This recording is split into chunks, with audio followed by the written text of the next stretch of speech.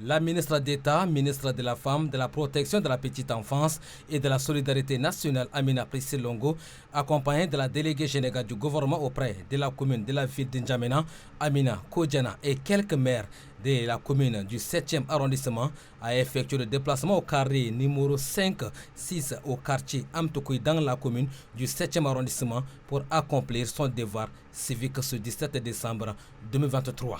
Le même droit et devoir est observé par le président du Parti des Transformateurs, Dr Succès Masra. Donc je suis plutôt content d'avoir eu l'occasion d'accomplir mon devoir de citoyen tchadien.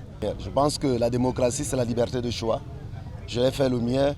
Nous avons expliqué aux uns et aux autres les raisons pour lesquelles il faut faire ceci ou cela.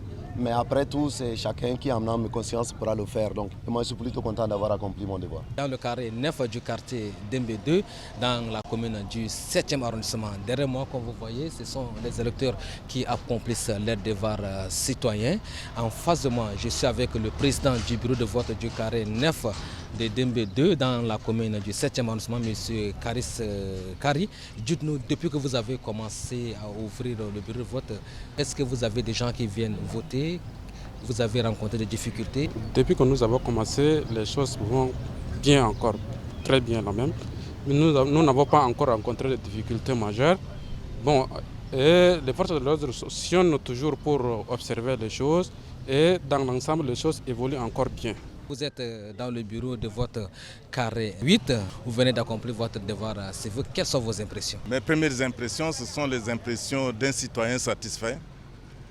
Un citoyen qui exerce son droit, parce que le vote, ce n'est pas seulement un devoir, mais aussi c'est un droit.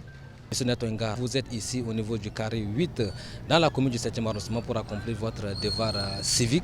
Quelles sont vos impressions? Je suis dans une joie immense, pour la simple cause que je suis sorti en tant qu'un citoyen tchadien pour me prononcer. Quand on parle de référendum, c'est une consultation.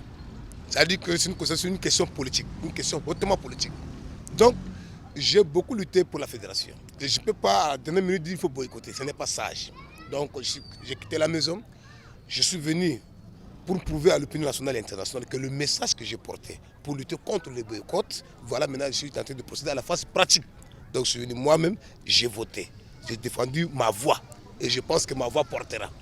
Selon le ministre de la Sécurité publique et de l'Immigration, le vote va se dérouler dans une accalmie totale.